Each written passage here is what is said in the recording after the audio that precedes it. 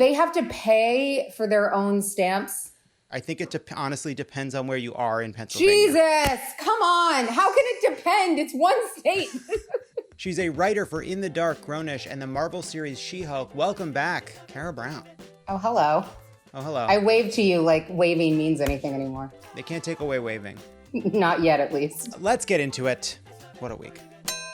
And as far as 7-day stretches goes, this one was a lot of bad news. It's a tough week. The death of Ruth Bader Ginsburg, the immediate effort to fill her seat, the lack of accountability for the murder of Breonna Taylor, Trump more and more explicitly rejecting democracy, not to mention the fact that we crossed 200,000 deaths due to COVID-19. In better COVID news, the FDA is set to announce a stricter set of standards for emergency authorization of a COVID-19 vaccine, which would make it harder for the Trump administration to politicize the approval before the election. The new standards say the vaccine must prevent COVID, not just a Biden victory. It has to do COVID. It can also do that, but it has to do the COVID piece. The Biden victory part, that's nice to have, with your vaccine. Sure. But it has to do the COVID thing. Got it. That feels like real information. That's real information. Yeah. Finland is launching a pilot program to try out a coronavirus sniffing dog at the Helsinki airport, which will lead to moments. Oh my God, this dog loves me. What's her name? I'm sorry, what? No, I know. It's adorable. What are you trying to tell me? Why does everyone look so upset? This dog's adorable. I don't speak this language. I just love this adorable dog. What are you yelling at me about? And we're finished with that joke. Oh, do you think you've gotten funnier during COVID or? Yep. Yeah. Here's the thing. You take away the audience feedback for 6 months, you get funnier. Sure. And you were always so receptive to audience feedback anyway, so. Well, look, I like the audience to like what we're doing, but they're not the be all end all. All right. Sometimes they're just wrong. True. Something can be funny and they don't care. That's true. On Sunday, a Canadian woman was arrested for allegedly mailing an envelope containing ricin to the White House. Another job for an American sent abroad. Now, obviously, Kara, yes. We are glad they found the ricin before it could hurt anyone. Who's glad? We are glad. Glad? We are glad Okay. they found the ricin before it hurt anyone. Hey, but at least the post office is working. On Monday, the Justice Department, going full fascist, issued a list of cities it has deemed anarchist jurisdictions, including New York City, Portland, and Seattle, for the purpose of potentially withdrawing federal funding. New York City, anarchist? The line too long for cupcakes on Bleecker? 2 points. 1, you can't call a city that has a communal bike program sponsored by a bank anarchist. Okay. That's the opposite of anarchist.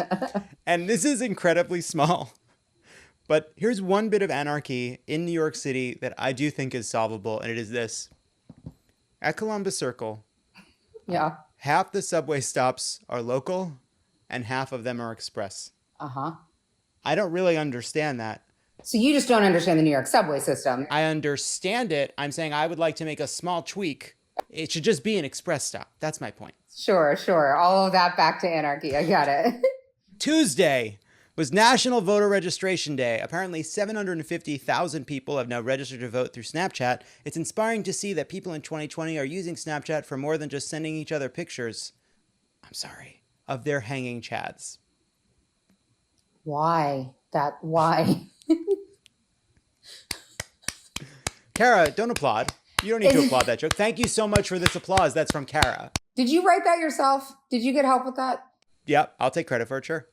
Courts have ordered the Postal Service to prioritize mail-in voting, to which Ben Gibbard responded, "I told you, I'm registered." Wow. It's just joke after joke, just A-plus jokes. Just nailing them, yeah. I'm going to be honest, I barely understood that joke, but I don't want it repeated, so. So remember the Postal Service as yeah. Ben Gibbard. Yes. But they had another band as well. What was the other band called? Anybody remember? Death Cab for Cutie, of course. Mike Bloomberg has raised more than $6 million to pay the court fines and fees of nearly 32,000 voters with felony convictions in Florida. Look, some of us were pretty harsh toward Mike Bloomberg during the presidential campaign. Not me, all right?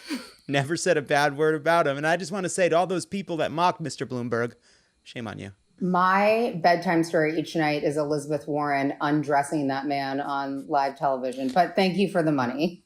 Kara, just want to, that never I think you're overstating. It was a kind word between colleagues and friends. Sure. Look, I wish we did not live in a system in which the outcomes of our elections can be altered by the whims of a few dozen billionaires. But until we can put a stop to that, I want to pay my respects to Overlord Bloomberg and urge him to put more money in. Trump's on television saying democracy. I don't think so. Look, he's got $55 billion according to Google. I'm saying you can eke out a nice life on 54. You put 100 million in Florida. That's incredible. All right. It could make the difference, but we got to run up this score, man. There's this thing going on in Pennsylvania. They got to put their ballot in another thing and then thing and another thing. It's very confusing. We got to get some ads up. Mike, Kara, she's just kidding. I'm kidding. Kara, before we started, she talked about how much she liked you. Yeah, and how cool you look in a leather jacket. She was talking about it. She couldn't stop talking about it. No, I trust you, Mike. All right. In Pennsylvania, the state Supreme Court ruled that naked ballots or ballots mailed without their secrecy envelope would not be counted. A terrible ruling by genuine schmucks. So that means we have to make sure we get the word out to anyone we know in Pennsylvania. You fill out your ballot with blue or black ink. You stick it in the secrecy envelope. Then you put that secrecy envelope in the return envelope.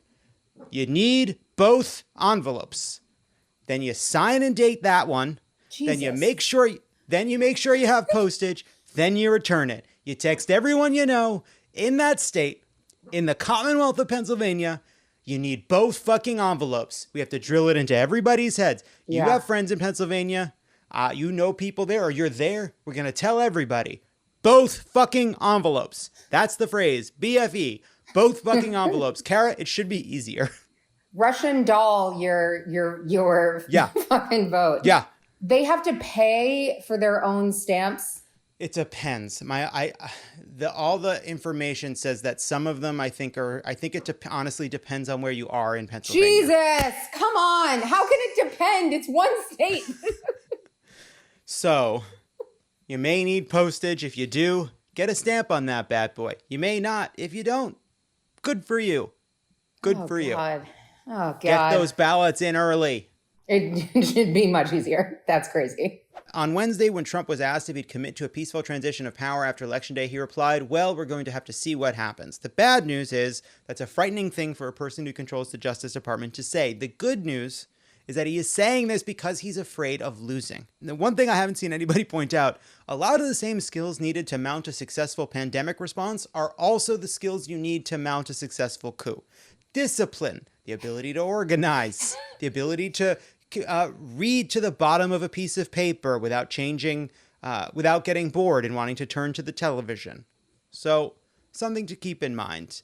I had a real issue with that Atlantic Doomsday article, in part because it extensively quoted a Trump campaign legal advisor who is going to say a bunch of bullshit that isn't necessarily true because they're all liars and that's what they're trying to do. To me, like, that is the source was crazy. But I just think, like, he says all kinds of shit. He said he could shoot someone on the middle of the street and not go to prison. It only is true if you let it be true. And this idea that, like, he's like, well, I may not accept it. It's like, that's only true if we allow that. That's not actually true. And just because he says it doesn't mean it's true. And it's like he's going to say crazier shit between now and then. And we can't always respond with like, oh my God, he said he was gonna murder someone, guys. Like, he'll just say whatever the fuck. Yeah. He also said the virus would go away like magic. He says whatever he has to say in the moment to sow chaos, to sow fear, to help himself. Yes. I feel similarly. I think we have to do two things at once, and they are not contradictory, or though at times they may feel contradictory. We have to take what he says seriously. Mm-hmm. And we need to know that smart people are thinking through some ugly scenarios. We have to do that work. I'm not saying that when the president of the United States basically abandons democracy, it isn't important and worth taking note of and taking heed of course. But we should also remember it is our job to make sure everyone understands that he is doing this to make people afraid because he's afraid. Because he knows that if we vote, and if we vote in record numbers, there's nothing he can say, there's nothing he can do, he will be removed. And so if one more person texts me that Atlantic article, I'm going to take my phone, all right, and I'm going to stick it in some melted keto ice cream, because it turns out melted keto ice cream is disappointing. I think much like keto ice cream, what he says does sound scary. Like, and I guess it's like similarly, I'm not suggesting that we shouldn't be alarmed, but I just think we keep getting okey-doked by these clowns. We just keep letting it happen where they say something asinine and we just take it seriously. And I think it is worrisome, but I think something can be worrisome and you can look at it and say on its face, that's absurd. And so I'm not going to accept that this is true because he's saying it. And it's still scary. But it's like, guys, we got to stop letting them do this to us. Yes. Well, I also think to your point that I think is really important is that it can become self-fulfilling, not only because he can't destroy our collective faith in democracy without our help. He can't. Right. But also, it affords him more power over us and the process than he actually has. All right. He doesn't have that much power directly over the process. And it sends a message to a lot of people who may or may not vote right now that their vote may not matter. And we need to tell everybody, our message needs to be very clear, which is we believe in democracy. We believe in making sure everybody is counted. And if we all do our part and everyone is counted, no effort by Trump to divide us or scare us or sow chaos can work. And if we all do our part, we will win and he will lose. That's why he's afraid. That's what makes him weak. We have to drive. That is not just a nice thing to hear. It is a message. It is a message to make sure everyone understands that their vote will be counted. We will vote in record numbers. We will count all the votes. We will honor the results. We will remove him. That is the plan. And there are a lot of people on Twitter who have a lot of anxiety and too few positive outlets right now. I feel the same way. But people need to stop acting like they invented being afraid. They need to. There are a lot of white people I think have come to understand how it feels to be disenfranchised, a feeling that they're not entirely familiar with. Yes. And it is very frightening. I understand. I'm with you. I get it. I am feeling it too. I have come to understand that in a way I didn't before. I'm not saying that I can understand it fully, but I understand it better than I did before. But I think we owe some respect to people that have been disenfranchised and understand what it feels like to be politically powerless for a long time, to not lose our shit. Yeah. To kind of stay focused. Yeah. It's a little corny, but I just keep thinking, like, I look at my 89-year-old grandmother and I'm like, that was worse than this. Almost everything, that was way worse than this. Like, everyone in charge was worse. What she had to deal with on a daily, that was way worse than this. And yet it's not that way anymore. And this like lack of maybe sort of historical, just reference points for yourself of seeing what people can do and overcome. I do think that is part of it. I think it is sort of an unfamiliar concept to a lot of white people, but it's like the number of things that just seemed worse than this. And yet people found a way to make it happen. It is why I cannot deal with the panic and losing sight of the goal. It's like, you got to keep your goddamn eyes on the prize until, like, if we get there and it doesn't go our way, we can despair then. We can be miserable then.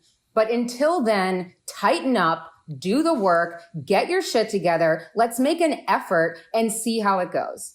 And you can sign up for a fucking shift at votesaveamerica.com.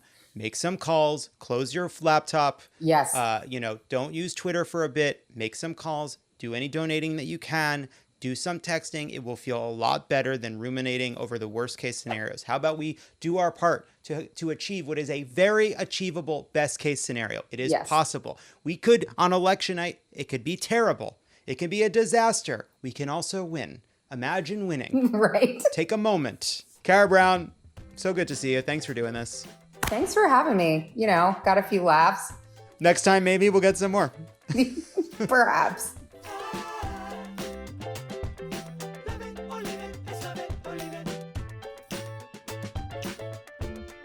Spend